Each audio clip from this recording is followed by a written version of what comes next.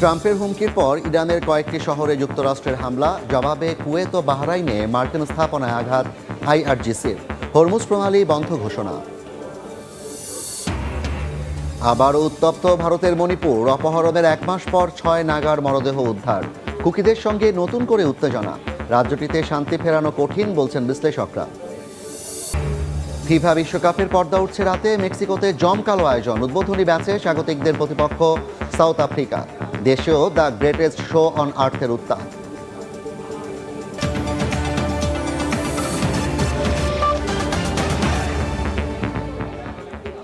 আন্তর্জাতিক সময়ের সঙ্গে আছি আমি জাফর সাদিক।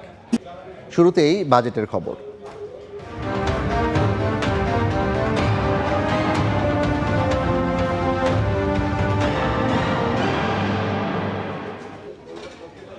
জাতীয় সংসদে 2026-27 অর্থ বছরের বাজেট উত্থাপন করছেন অর্থমন্ত্রী আমির খসরু মাহমুদ চৌধুরী। সরাসরি যাচ্ছি সেখানে। এবং ফিজিওথেরাপির ব্যবস্থা থাকবে। সার্জারি সহ জটিল ও বিশেষায়িত চিকিৎসা সেবা জেলা সদর হাসপাতালগুলোতে কেন্দ্রীভূত করা হবে। Coronary care, kidney dialysis unit ইত্যাদির ব্যবস্থা থাকবে। রোগী পরিবহনের দুর্দশা লাঘবের জন্য জাতীয় অ্যাম্বুলেন্স পুল ও জরুরি সেবা নেটওয়ার্ক গঠন করা হবে। সরকার একটি সমন্বিত বিজ্ঞান ভিত্তিক ও আধুনিক জাতীয় পুষ্টি কর্মসূচি প্রণয়নের লক্ষ্যে কাজ করছে।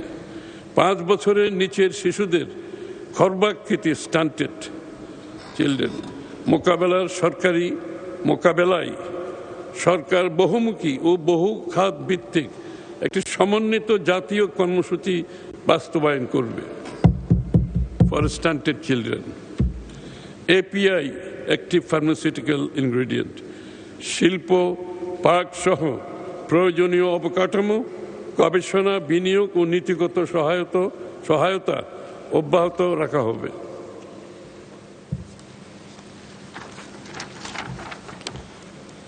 এলডিসি থেকে উত্তরণের প্রেক্ষাপটে ঔষধ শিল্পের ধারাবাহিক বিকাশ, উদ্ভাবন সক্ষমতা বৃদ্ধি এবং বৈশ্বিক বাজারে অবস্থান আরও সুদৃঢ় করতে প্রয়োজনীয় আর্থিক প্রণোদনা ও সাহায্য ও সহায়ক নীতিমালা সুবিধা প্রদান করা হবে।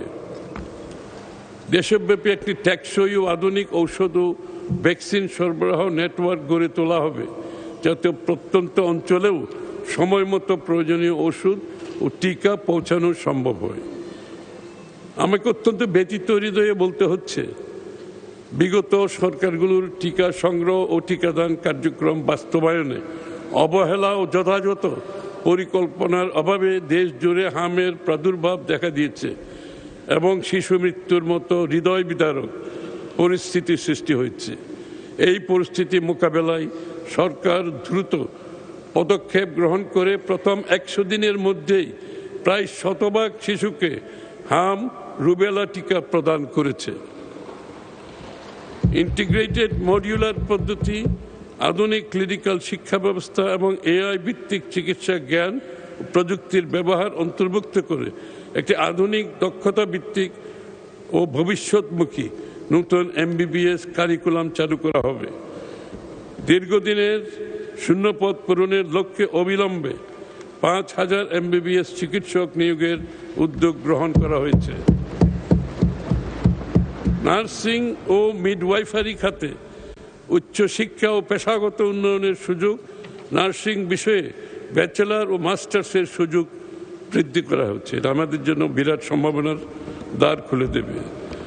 দেশব্যাপী মানসম্মত ও জনমুখী স্বাস্থ্যসেবা নিশ্চিত করতে নতুন করে 1 লক্ষ স্বাস্থ্যকর্মী নিয়োগের কার্যক্রম শুরু হয়েছে, যার 80% হবে নারী। মাননীয় স্পিকার,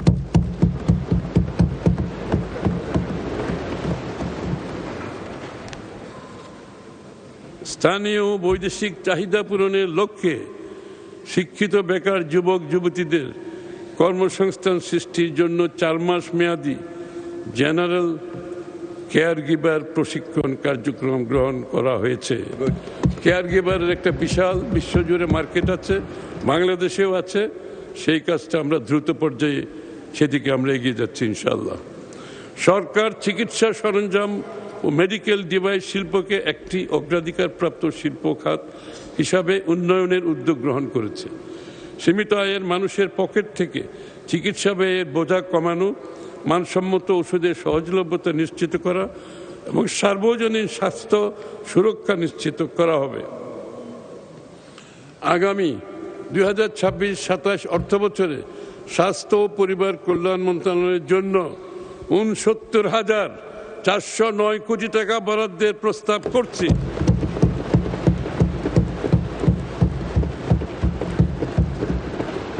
যা জিডিপির 1.10%। এত বড় স্বাস্থ্য বাজেট আর কোনো সময় দেওয়া হয়নি। 25-26 অর্থবছরের সংশোধিত বাজেটে এই বাবদ বরাদ্দ ছিল আরো কম, 35। কৃষি ও খাদ্য নিরাপত্তা, কৃষিখাত। মাননীয় স্পিকার, আমাদের সরকারের অন্যতম প্রধান অঙ্গীকার হলো কৃষিকে জাতীয় সমৃদ্ধির প্রধান চালিকা শক্তিতে পরিণত করা। কৃষি খাতে মৌলিক যুগান্তর আনতে এবং প্রান্তিক জনগোষ্ঠীর দোরগোড়ায় 10টি সেবা পৌঁছে দিতে সরকার চলতি বছরের 1 বৈশাখ আনুষ্ঠানিকভাবে কৃষক কার্ড কর্মসূচি চালু করেছে।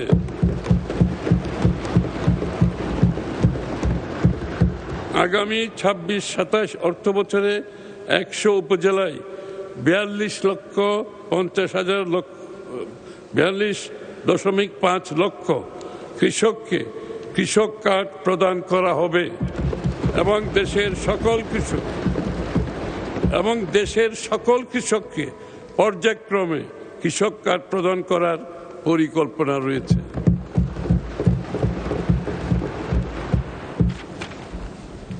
এই কার্ডের মাধ্যমে ভূমিহীন ও প্রান্তিক কৃষকগণ প্রতি বছর একবার 2,500 টাকা করে নগদ সহায়তা পাবেন। আমি 2026-27 অর্থবছরে প্রাথমিকভাবে কৃষক কার্ড বাবদ 1,062,50,00,000 টাকা বরাদ্দের প্রস্তাব করছি।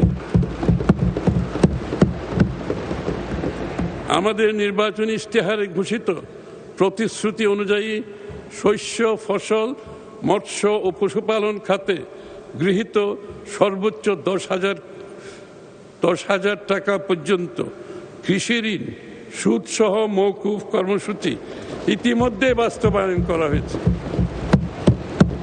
এবং এ বাবদ চলতি অর্থ বছরে 1,568,96,96,00,000 টাকা বরাদ্দ প্রদান করা হয়েছে।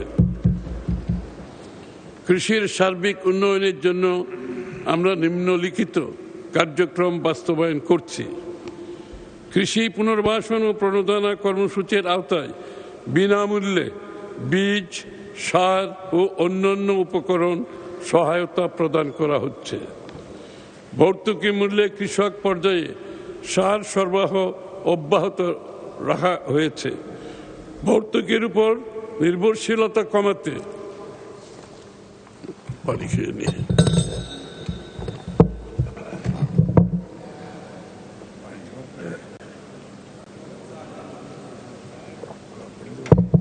ঠিক আছে।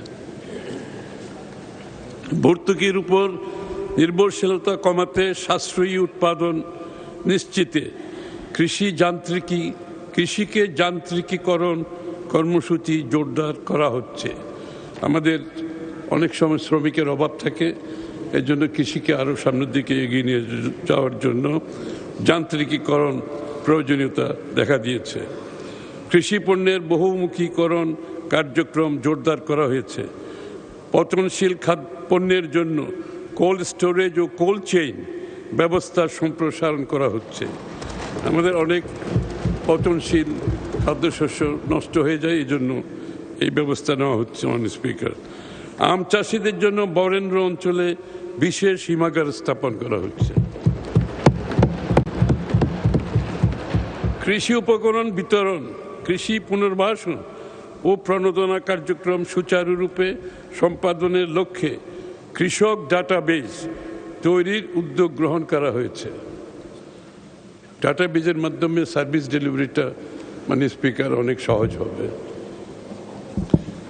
ইতিপূর্বে বিএনপি সরকার কর্তৃক প্রবর্তিত স্বেচ্ছাশ্রমে খাল খনন কর্মসূচি বাংলাদেশের একটি সফল সামাজিক আন্দোলনের নাম, যা মাননীয় প্রধানমন্ত্রী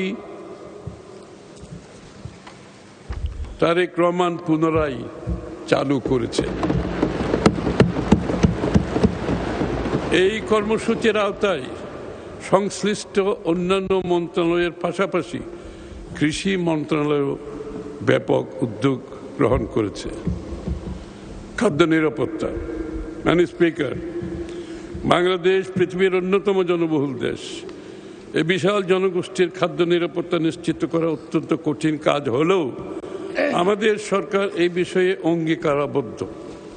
এই লক্ষ্যে সরকারি পর্যায়ে খাদ্যশস্য ধারণ ক্ষমতা বর্তমান 23.16 লক্ষ মেট্রিক টন হতে বৃদ্ধি করে আগামী 26-27 অর্থবছরে 24,50,000 লক্ষ মেট্রিক টনে উন্নীতকরণের উদ্যোগ গ্রহণ করা হয়েছে।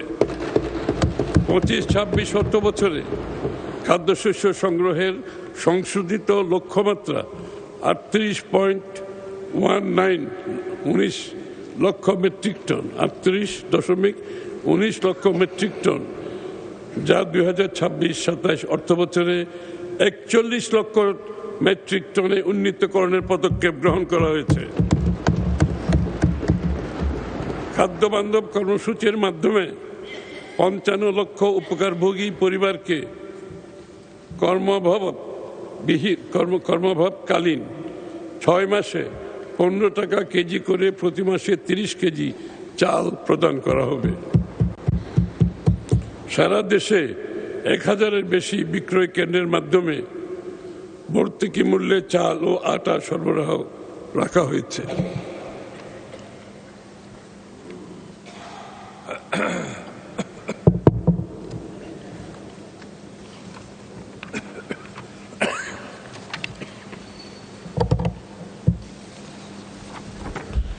চালের বাজার নিয়ন্ত্রণ রাখতে 419 উপজেলায় অতিরিক্ত ওএমএস কার্যক্রম চালু করা হয়েছে।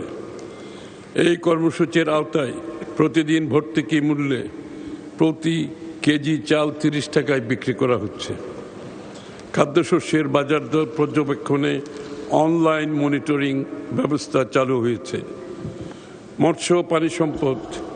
মাননীয় স্পিকার, নির্বাচনী ইশতেহার বাস্তবায়নে মৎস্য ও পানি সম্পদ খাতকে আমরা জাতীয় অগ্রাধিকার হিসাবে নির্ধারণ করেছি। 26-27 অর্থবছরে আমাদের লক্ষ্যমাত্রা হচ্ছে 56,35,000 মেট্রিক টন মৎস্য উৎপাদন। সুনীল অর্থনীতির উপর গুরুত্ব আরোপ করে 2030 সালের মধ্যে মৎস্য রপ্তানি আয় $1 বিলিয়ন উন্নীত করার লক্ষ্যে নির্ধারণ করা হয়েছে। আমরা প্রকৃত মৎস্যজীবী ও কৃষকদের সুরক্ষায় জলাতার নীতির ভিত্তিতে আমাদের প্রকৃত মৎস্যজীবীদের কথা চিন্তা করে তাদের দৈনন্দিন জীবনে বিষয়গুলো তাদের একটি অংশ, এটাকে মাথায় রেখে আমরা এই নীতির ভিত্তিতে জলমহল, উপকূলীয় খাল, হাওরগুলো স্থানীয় মৎস্যজীবী দরিদ্র জনগোষ্ঠীর জন্য উন্মুক্ত করার উদ্যোগ গ্রহণ করেছি। 15 লক্ষ জেলে পরিবারকে বিজিএফ সুবিধার আওতায় আনার কার্যক্রম গ্রহণ করেছি। মৎস্য চাষীদের ঝুঁকি মোকাবেলায় দেশে প্রথমবারের মতো মৎস্য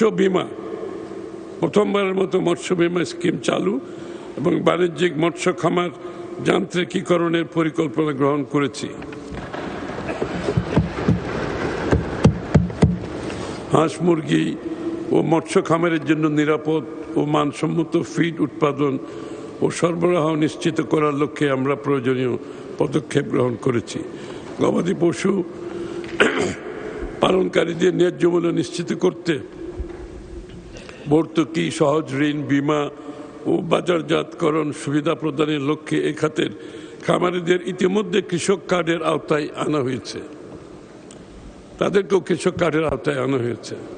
মাননীয় স্পিকার, 2026-27 অর্থ বছরে কৃষি, খাদ্য এবং মৎস্য পানি সম্পদ মন্ত্রণালয়ের জন্য মোট 43,335 কোটি টাকা বরাদ্দ প্রদানের প্রস্তাব করছি, যা জিডিপির 0.3%।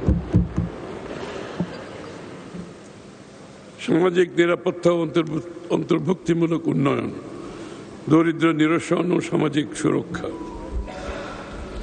মাননীয় স্পিকার, আমাদের সামাজিক নিরাপত্তা কর্মসূচির লক্ষ্য হল সকল নাগরিককে জীবন চক্রভিত্তিক পদ্ধতিতে সুরক্ষার আওতায় আনা, যাতে দারিদ্র্য হ্রাস পায়। এটা হচ্ছে লাইফ সাইকেল একটা নাগরিকের। মাননীয় স্পিকার, একটা নাগরিকের জন্ম থেকে মৃত্যু পর্যন্ত রাষ্ট্রের যে দায়িত্ব আছে সেই দায়িত্ব পালন করতে আমরা অঙ্গীকারবদ্ধ। এজন্য এই যে লাইফ সাইকেলের ভিত্তিতে তাদের জীবনচক্র ভিত্তিক পদ্ধতিতে সুরক্ষার আওতায় আনা, যাতে দারিদ্র্য হ্রাস পায়, বৈষম্য কমে এবং অন্তর্ভুক্তিমূলক উন্নয়ন নিশ্চিত হয়। অর্থমন্ত্রীর বাজেট বক্তৃতার সম্পূর্ণ অংশ দেখতে ভিজিট করুন সময় টিভির ফেসবুক পেজে। এবার আন্তর্জাতিক প্রসঙ্গ। ডোনাল্ড ট্রাম্পের হুমকির পর ইরানে আবারও হামলা চালিয়েছে যুক্তরাষ্ট্র। বন্দর আব্বাস সহ কয়েকটি শহরে বিস্ফোরণের শব্দ শোনা গেছে। জবাবে কুয়েত, বাহরাইনে মার্কিন ঘাঁটিতে আঘাতের দাবি করেছে ইরানের বিপ্লবী গার্ড বাহিনী। একই সঙ্গে হরমুজ প্রণালী আবারও বন্ধ করে দিয়েছে তেহরান। ইরানি সংবাদ সংস্থা মেহের নিউজ জানিয়েছে, দেশটির সামরিক বাহিনী প্রণালী দিয়ে তেলবাহী ট্যাঙ্কার ও বাণিজ্যিক জাহাজ সহ সব ধরনের নৌযান চলাচলের ওপর নিষেধাজ্ঞা আরোপ করেছে। এই নির্দেশ অমান্য করলে নৌযানকে লক্ষ্যবস্তু করা হবে বলেও সতর্ক করে দেওয়া হয়েছে।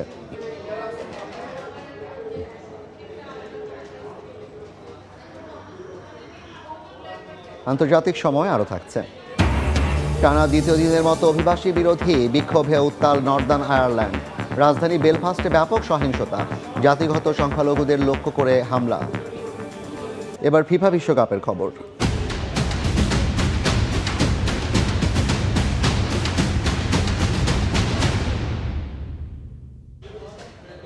48 দল, 104টি ম্যাচ আর 39 দিনের উন্মাদনা। দর্শক, চলে এলো the greatest show on earth. আর এমন আয়োজনের আগে পৃথিবীতে সাক্ষী হতে চলেছে দারুণ এক উদ্বোধনী অনুষ্ঠান। সেই অনুষ্ঠান থেকে শুরু করে বিশ্বকাপের সব ম্যাচ আর ম্যাচ পরবর্তী নানা আয়োজন, সবকিছু সরাসরি সম্প্রচার করবে সময় সংবাদ। বলা হয়ে থাকে, পৃথিবীর বাইরে কোথাও প্রাণের অস্তিত্ব থাকলে তারাও নাকি অপেক্ষা করে ফুটবল বিশ্বকাপের জন্যে। একটা টুর্নামেন্ট যা শুধু ফুটবলে সীমাবদ্ধ নয়, গোটা বিশ্বকে একই সূত্রে গাঁথার অপেক্ষা। যে বিশ্বকাপ যুদ্ধ থামায়, এই 40 দিনে কমে যায় অপরাধের হার। সেই অপেক্ষার শেষ, চলে এলো দ্য গ্রেটেস্ট শো অন আর্থ। উদ্বোধনী জমকালো আয়োজন মেক্সিকোর তাদিও আস্তেকা স্টেডিয়ামে, যেখানে প্রাধান্য পাবে আয়োজক দেশের শিল্প আর সংস্কৃতি। মূল ম্যাচের 90 মিনিট আগে শুরু হবে আয়োজন। বাংলাদেশ সময় রাত 11:30। সরাসরি সম্প্রচার করবে সময় সংবাদ। অনুষ্ঠানের শুরু হবে মেক্সিকোর আদিবাসী শিল্পীদের মাধ্যমে। তুলে ধরা হবে দেশটার 13,000 বছরের পুরনো সংস্কৃতির কিছু অংশ। এরপরেই মঞ্চে উঠবেন শাকিরা, বিশ্বকাপের সঙ্গে যার সম্পর্কটা নতুন নয়। সঙ্গে থাকবেন বার্না বয়, নাইজেরিয়ান শিল্পীকে নিয়ে পারফর্ম করবেন এবারের বিশ্বকাপ থিম সং দাই দাই। ইতালিয়ান প্রবাদ, যার মানে চলো যাই, যে গানের পেছনে অবশ্য আছে মহৎ এক উদ্দেশ্য। ফিফা গ্লোবাল সিটিজেন এডুকেশন ফান্ডের জন্য $100 মিলিয়ন তোলার লক্ষ্য। এছাড়াও স্তাদিও আস্তেকায় দর্শকদের মাতাবেন এক ঝাঁক লোকাল তারকা। থাকছেন আলেহান্দ্রো ফার্নান্দেস, বেলিন্দা কিংবা টায়লার মতো বিখ্যাত সব নাম। এই ভেন্যু ছাড়াও ফ্যান জোনে উদ্বোধনী আয়োজন দেখার ব্যবস্থা করা হয়েছে। তবে দেশটায় চলমান আন্দোলনের কারণে সেসব আয়োজন এখনো অনিশ্চিত।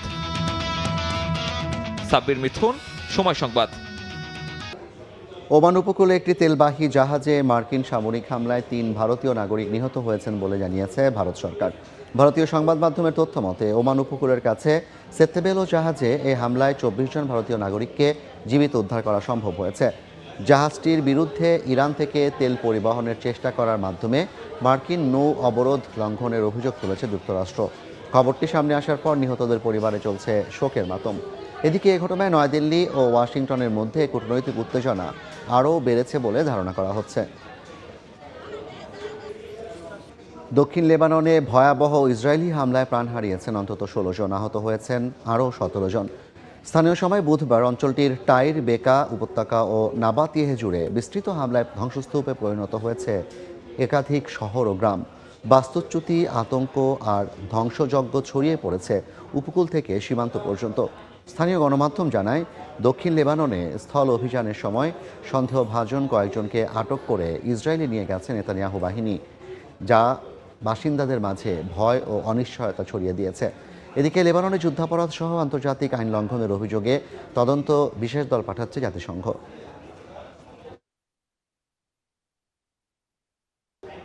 গাজায় ইসরায়েলি হামলায় 3 জন নিহত হয়েছেন এবং আহত হয়েছেন আরও 5 জন।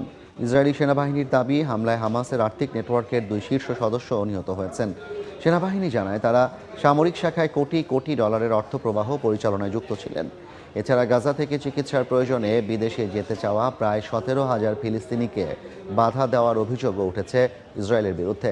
পশ্চিম তীরে বসতি স্থাপনকারীদের সহিংসতার বিরুদ্ধে সমন্বিত নিষেধাজ্ঞা আরোপ করেছে 6টি দেশ।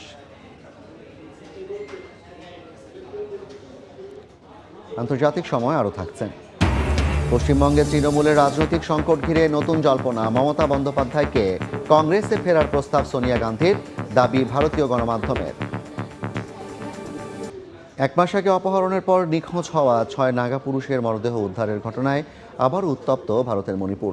পুলিশ জানায়, নিহতরা গত 13 মে কুকি নাগা সংঘাতের সময় অপহৃতদের মধ্যে ছিলেন। প্রায় 24 ঘন্টার টানা অভিযানের পর তাদের মরদেহ উদ্ধার করা হয়। বুধবার মরদেহ উদ্ধারের খবর প্রকাশের পর বিভিন্ন এলাকায় বিক্ষোভ শুরু হয়। নাগা পিপলস ফ্রন্টের একটি কার্যালয়ে ভাঙচুরের ঘটনাও ঘটে বলে জানিয়েছে স্থানীয় গণমাধ্যম। 13 মে কুকি ও নাগা সম্প্রদায়ের মধ্যে সংঘর্ষের সময় অন্তত 48 জন বেসামরিক ব্যক্তি বিভিন্ন সশস্ত্র গোষ্ঠীর হাতে জিম্মি হন বলে অভিযোগ ওঠে।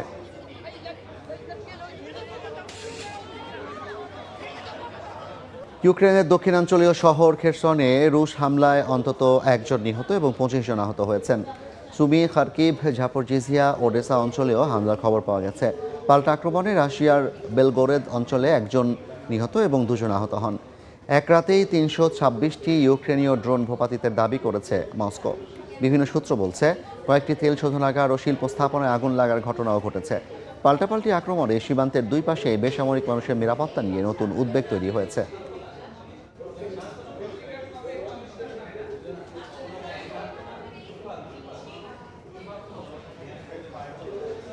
নর্দার্ন আয়ারল্যান্ডের রাজধানী বেলফাস্টে টানা দ্বিতীয় রাতের মতো ছড়িয়ে পড়েছে অভিবাসী বিরোধী বিক্ষোভ। স্থানীয় সময় সোমবার রাতে একটি হামলার সূত্র ধরে ওই সহিংসতা শুরু। সেদিন বেলফাস্টে এক ব্যক্তির বাম চোখ ছুরিকাঘাতে অন্ধ হয়ে যায়। ওই ঘটনার ভিডিও সামাজিক যোগাযোগ মাধ্যমে ছড়িয়ে পড়লে বুধবার রাতে টানা দ্বিতীয়বারের মতো শুরু হয় বিক্ষোভ। অভিবাসী ও জাতিগত সংখ্যালঘুদের লক্ষ্য করে হামলার ঘটনা ঘটে। পরিস্থিতি নিয়ন্ত্রণের বাইরে চলে গেলে বিভিন্ন এলাকায় মোতায়েন করা হয় অতিরিক্ত পুলিশ। ছুরি হামলার ওই ঘটনায় 30 বছর বয়সী এক সুদানি নাগরিকের বিরুদ্ধে হত্যাচেষ্টার অভিযোগ আনা হয়েছে। এদিকে ব্রিটিশ প্রধানমন্ত্রী কিয়ার স্টারমার সহিংসতার নিন্দা জানিয়ে বলেছেন, কোনো ঘটনার প্রতিক্রিয়ায় মানুষকে ভয় দেখানো বা ঘরছাড়া করা গ্রহণযোগ্য নয়।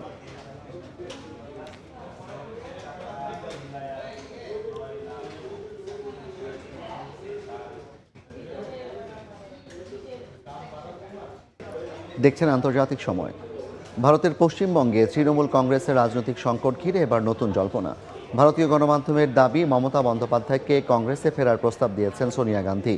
ভারতীয় কয়েকটি গণমাধ্যমের দাবি, মমতার দিল্লি সফরের সময় বৈঠকে মমতা বন্দ্যোপাধ্যায়কে কংগ্রেসের সর্বভারতীয় সহসভাপতির পদ দায়িত্ব গ্রহণ করে দলটিতে ফিরে আসার প্রস্তাব দেন সোনিয়া গান্ধী। যদিও এ বিষয়ে কংগ্রেসের শীর্ষ নেতৃত্ব কিংবা তৃণমূল কংগ্রেস কেউই আনুষ্ঠানিকভাবে মুখ খোলেনি। প্রায় 3 দশক আগে কংগ্রেস ছেড়ে নিজের হাতে তৃণমূল গড়েছিলেন মমতা। আর এখন দলীয় ভাঙন, নেতৃত্ব সংকট ও দুর্নীতির অভিযোগের চাপে সেই দলই অস্তিত্বের লড়াইয়ে।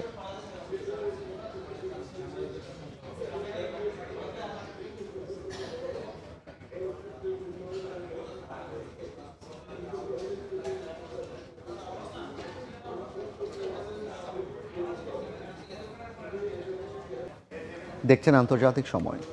চীনের দক্ষিণ পশ্চিমাঞ্চলীয় গুয়াংসি অঞ্চলে ভয়াবহ বিস্ফোরণের ঘটনা ঘটেছে। এই ঘটনায় 7 জন নিহত ও 17 জন আহত হয়েছে। বৃহস্পতিবার ভোরে এই ভয়াবহ বিস্ফোরণের ঘটনা ঘটে। মুহূর্তের মধ্যেই সামাজিক যোগাযোগ মাধ্যমে ছড়িয়ে পড়ে বিস্ফোরণের ভিডিওতে দেখা যায় বিস্ফোরণের পর পুরো এলাকা ধ্বংসস্তূপে পরিণত হয়েছে। রয়টার্স জানিয়েছে, রাস্তাঘাটের নকশা, ছাদ ও জানালার গঠন মিলিয়ে ঘটনাস্থলের অবস্থান নিশ্চিত করা হয়েছে। স্থানীয় পুলিশ নিশ্চিত করেছে, সিংআন কাউন্টির লিচিয়াং রোডে এই বিস্ফোরণ ঘটে। স্থানীয় কর্তৃপক্ষ জানিয়েছে, ঘটনার কারণ অনুসন্ধান চলছে। তবে প্রাথমিকভাবে গ্যাস পাইপলাইনের কোনো সমস্যা ছিল না বলে ধারণা করা হচ্ছে।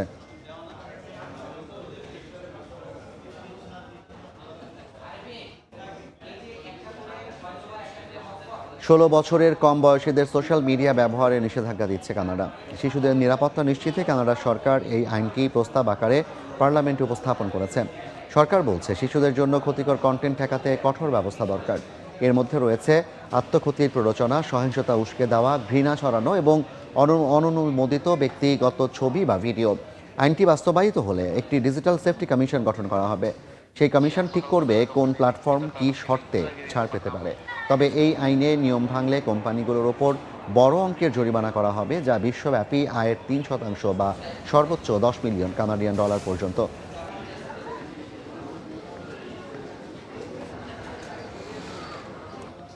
আন্তর্জাতিক সময়ের শীর্ষ সংবাদগুলো জানিয়ে দিচ্ছে আরেকবার।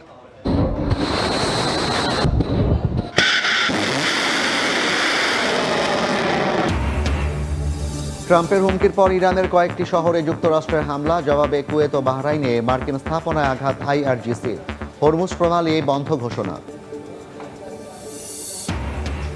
আবার উত্তপ্ত ভারতের মণিপুর, অপহরণের 1 মাস পর 6 নাগার মরদেহ উদ্ধার। কুকিদের সঙ্গে নতুন করে উত্তেজনা, রাজ্যটিতে শান্তি ফেরানো কঠিন বলছেন বিশ্লেষকরা। ফিফা বিশ্বকাপের পর্দা উঠছে রাতে, মেক্সিকোতে জমকালো আয়োজন। উদ্বোধনী ম্যাচে স্বাগতিকদের প্রতিপক্ষ সাউথ আফ্রিকা। দেশেও দ্য গ্রেটেস্ট শো অন আর্থের উত্তাপ।